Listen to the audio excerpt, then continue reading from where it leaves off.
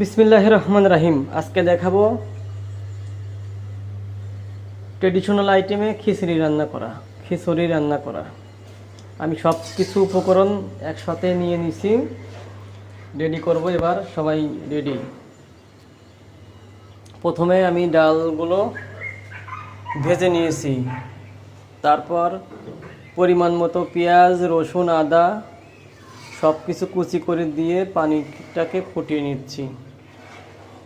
এবার আমি এক এক করে সব দিব, আপনারা দেখবেন। প্রথমে দিলাম হচ্ছে এটা হলুদ, এই যে হলুদ দিচ্ছি, দাঁড়ান দেখাচ্ছি আপনাদেরকে।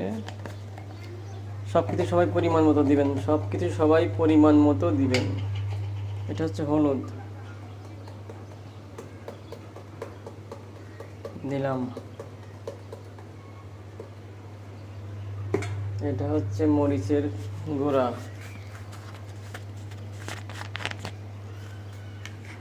দিলাম, মরিচের গুঁড়া। তারপর দিব হচ্ছে আপনার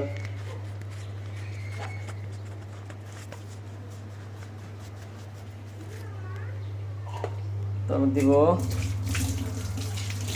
চাল আর ডাল একসাথে ধুয়ে রাখছি। এবার দেবো কাঁচামরিচ, পরিমাণ মতো কাঁচামরিচ দিবেন, যে যেরকম দিতে পারেন।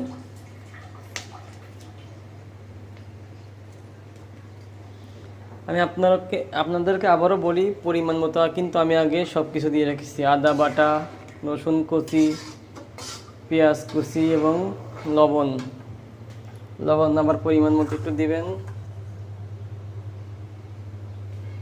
দিলাম। এবার আমি দিব ডাল আর চাল তো আমি মিশে নিয়েছি, একসঙ্গে মিশে নিয়ে সুন্দর করে পরিষ্কার করে ধুয়ে রেখেছি। এটা এবার দেবো আপনাদেরকে আমি মাস্টার্ড অয়েল,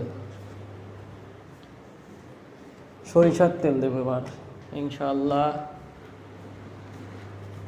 আজকে হবে ট্রেডিশনাল আইটেমে ট্রেডিশনাল খিচুড়ি। মানুষের জন্য, যারা আমরা ব্যাচেলর আছি, ছাত্র আছে, যারা কেউ রান্না করতে পারে না, বাসায় অনেক সময় কাজের মেয়ে, ভুয়া, যারা যাই বলি ওরা না আসে, আমি দিলাম রাঁধুনি মাস্টার অয়েল। শুধু পানি আর হচ্ছে আপনার পরিমাণ মতো সব কিছু স্পাইসি এবং মশলা দিয়ে দিচ্ছি। এবার দেব গরম মশলা, দেখেন আপনারা, রাঁধুনি গরম মশলা সব কিছু রাঁধুনি। আমরা পাবনার লোক, পাবনার জিনিসকে অনেক ভালোবাসি। রাঁধুনি সব কিছু আমাদের ঘরে রাঁধুনি। এই দেখেন, আমি আবার অ্যাড করতেছি না, কিন্তু এটা হচ্ছে আমি আমার পাবনার গর্ব করছি। আমরা পাবনার গোল্ড। এবার দেবো আমি পরিমাণ মতো রাইস, যে যতটুকু দিছি আমার মতো আমি দিয়েছি।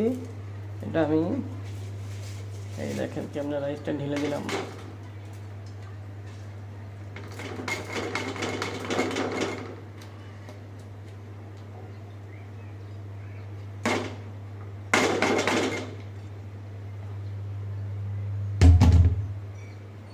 দিয়ে এবার আমি নেড়ে দেবো,